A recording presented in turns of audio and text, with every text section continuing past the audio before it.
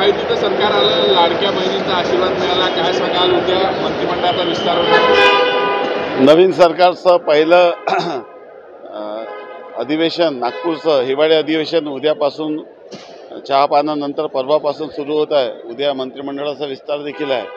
5 वर्षासाठी पूर्ण बहुमत सरकारला मिळालेलं आहे आणि लोकहितासाठी जनकल्याणासाठी अतिशय महत्त्वाचे निर्णय करता येईल। महाराष्ट्राची वेगवान प्रगती करता येईल आणि महाराष्ट्राला देशामध्ये प्रथम क्रमांकाचा राज्य बनवण्याचा जो स्वप्न आणि संकल्प आम्ही घेतला आहे तो पूर्ण करण्यासाठी केंद्र सरकारचा पाठिंबा आम्हाला मिळेल आणि निश्चितच महाराष्ट्रातील 14 कोटी जनतेला न्याय देण्यासाठी सरकार सक्षमपणे काम करेल असं मला विश्वास आहे। राष्ट्रवादीकडून विदर्भातून पहिलं नाव आपलं आहे, चर्चा आहे, काय सांगाल? काही फोन वगैरे आलाय, काही बोलणं आलाय का? माझं 28 वर्षाच्या शिवसेनेच्या या राजकीय प्रवासात बरेच वर्षानंतरच्या संघर्षानंतर ही संधी आलेली आहे आणि सर्व लोक मतदारसंघाचे आणि मी देखील आतुरतेने वाट पाहत आहे।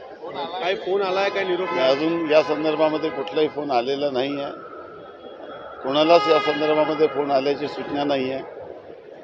तो योग्य वेळी योग्य फोन योग्य माणसाला येईल असं मला विश्वास आहे। 9 लोकांची नावं शिंदे गटातून पुढे येत आहेत, त्यामध्ये विदर्भातून कुठलंही नाव समावेश विदर्भातलं दिसत नाही आहे।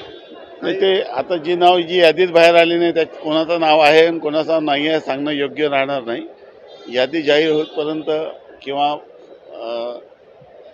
कुठल्याही अशा संदर्भामध्ये अंदाजी कोणाचे नाव सांगणं योग्य नाही।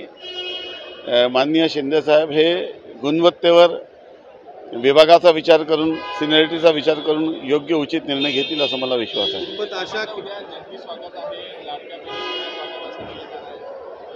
उद्या माननीय शिंदेसाहेब नागपूरला प्रथम आगमन होत आहे आणि फडणवीस साहेबांचं देखील आगमन होत आहे आणि मला विश्वास आहे की ज्या पद्धतीचा प्रतिसाद सरकारच्या निर्णयाचा लोकांनी दिलेला मोठ्या संख्येने लोक समावेश होतील। थँक्यू। नितेश राणे